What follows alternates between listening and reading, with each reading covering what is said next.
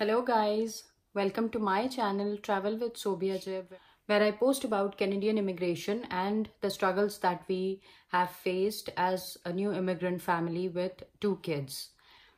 So this video is basically about the top reasons why immigrants, after spending so much money, time and effort, why do they move back to their home countries after spending some time in Canada. And this video is not a demotivating video at all, because when we came here as new immigrants, when we landed, from that day there were some these are the reasons which actually took us into complete shock. And after finding out these points, that this is the reality of Canada. And naturally guys, there is no perfect place on this earth. Like, even I would say Canada is ranked as one of the top among the top 5 countries where people migrate in this like nowadays. Naturally, you have negative points in your countries. That's why you want to move to Canada and gain the nationality. So every place, or either it's UK or Australia or US, wherever you move, you will find negative points. So first of all, these points are just to prepare you mentally when you land here, so that you don't come into a complete shock when you find out these things on your own, because this is what happened with us. Okay, so let's get back to the reasons. The number one most important reason is the job market. Now, why is the job market so it's kind of frustrating for new immigrants? Because first of all, even if you are an admin or a data base entry clerk or whatever, or even a head of marketing or head of finance, a VP, SVP in your own country, but when you come here, you will not find the job at the same position, at the same designation. That is for sure. You have to compromise on the salary. You will always salary, okay, fine, it's not the same, like you'll be earning in rupees or like some other currency, maybe AED, and like here you will be earning Canadian dollars. So like the currency conversion is I would say it's not a factor. But then I'm talking about the designation. When you compare the designations, naturally when you come here and explore the opportunities, you will not find a job at the same level. You will have to start from the basic. Okay, why is this so? Because Canadian employers, they somehow prefer a Canadian experience. Even if you have worked, if you work for a smaller company here at a base level, and then there are chances in the company to promote after 1 or 2 years, they will definitely promote you looking at your qualification, looking at the experience that you have served in that company and in this country, not back home. Okay, so they will see your skills, they will find it out themselves, and then they are ready to promote you, and then they will give you that you can reach that designation in a number of years. So getting there is not a problem, but it's just about starting low. So the basic salary here is $14 per hour. And the second reason why I am just discussing is the financial issues that the people face when they migrate here, because the minimum wage is $14 per hour, and people usually work around I would say 8 to 9 hours per day, and then this is the total comes to 48 hours per week. So when you multiply the salary, it's usually around 2,400, 2,500, or around this range. And when after tax your salary becomes $1,700 to $1,800 per month. So this is after tax. So this is what you will get in your hand if you start from the basic job, like say for example as a laborer, or in Amazon as a warehouse associate, as a warehouse assistant, or as a in Tim Hortons as a cashier, or a waiter, waitress, whatever. And looking at the same thing, the salary, the wages per hour have not increased, but the rents have certainly increased from last year and from like few years back. So because the people, when we came here, we heard that, you know, okay, in $1,200 you were getting a 2 BHK, you know, all I'm talking about the basements, and in 1,500 you could get a 2 BHK apartment as well, you know, including utilities as well. So but now the condition has like, you know, because so many immigrants are coming in, so naturally these are the places where they have to be accommodated.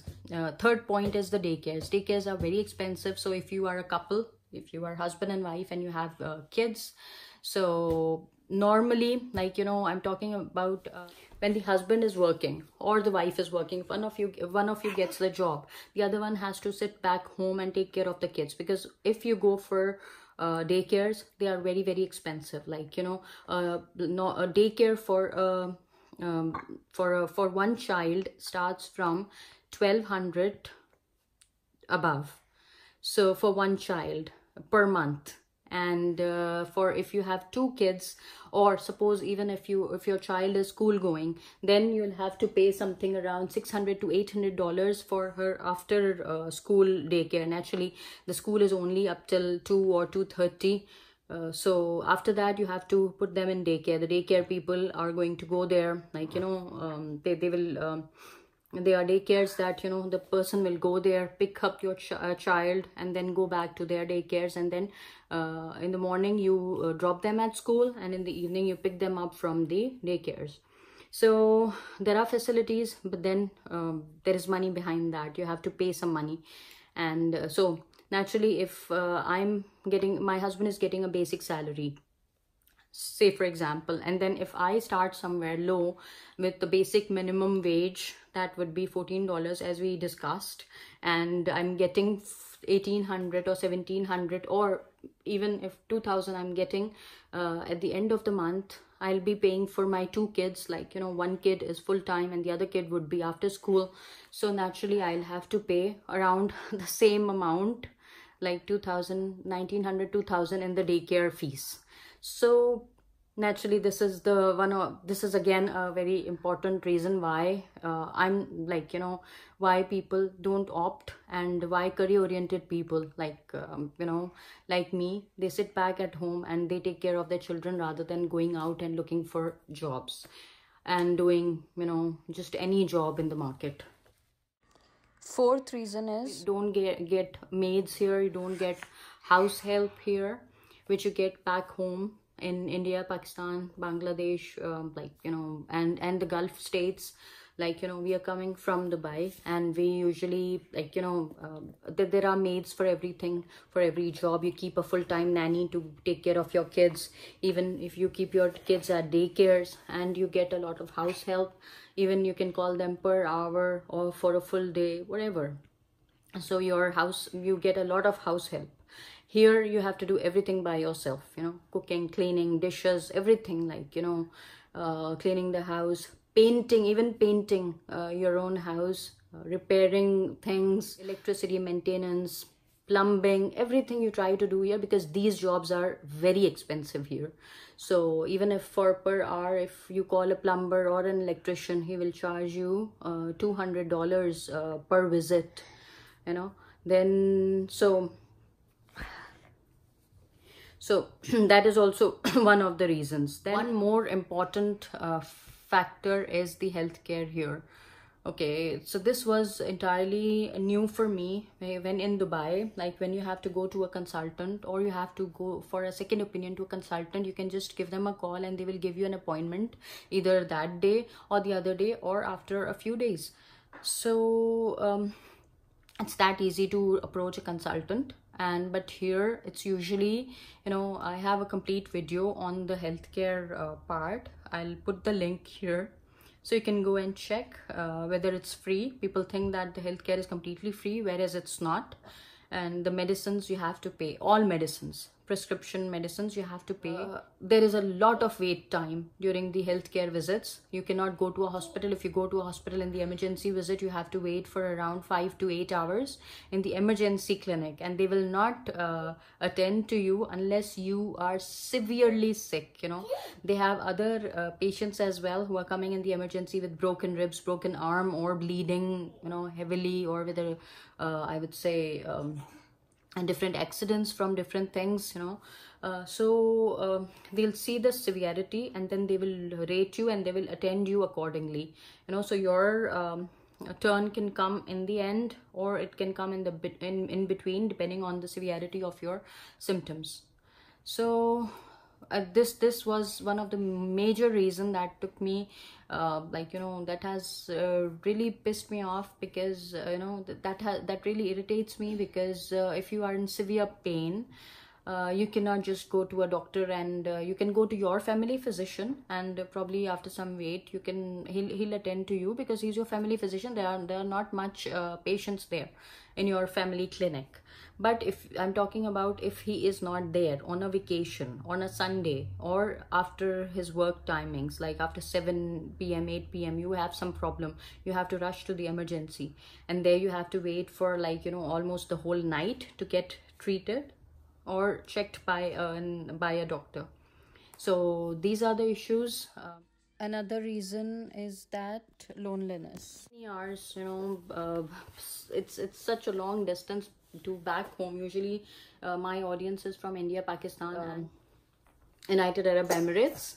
So it usually takes us around 15 hours from Pakistan if we take a direct flight, and if we take a stopover, then it usually takes around 22 to 24 hours flights to come here, you know. And the tickets are very expensive, and with children, the whole family, when you think of going back and paying a visit back home, it's very expensive.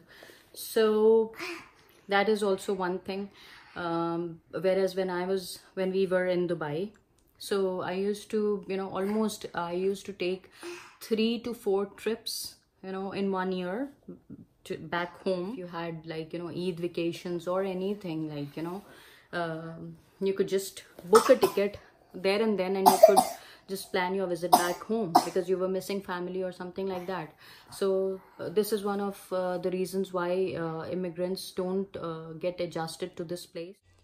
And the 7th reason is weather. Definitely it's such a harsh weather, like not summers but winters. They go to such an extreme, like, you know, -35, -40, -45. People don't get used to that weather, that harsh weather, you know.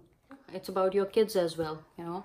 It's so cold. Whenever you have to go out, you have to, like, you know, put on layers and layers, and mittens and hat and gloves. And then when even for a 5-minute, like, you know, grocery shopping, you have to reach there and then come back and then get rid of all those layers.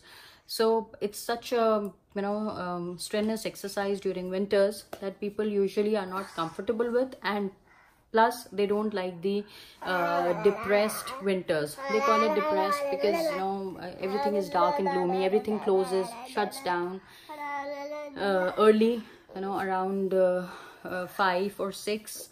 All the shops, everything closes. So you usually don't get to go out a lot during the winters. Even during Christmas and during other seasons, like, you know, festivals, everything is closed down. So you cannot go out and enjoy like you used to in UAE or Pakistan or India. So these are the main reasons why people, why new immigrants, when they come here, they are, you know, they are in a cultural plus all the other issues, like, you know, they face so many issues, and they're very demotivated as soon as they come here, when they find out these things. Okay, thank you for watching this video, and if you like, with your friends or relatives, whoever are planning to migrate to Canada, and thank you for watching. Please like and subscribe my channel Travel with Sobia Jib for more updates on Canada immigration and our life in Canada. Thank you. Bye.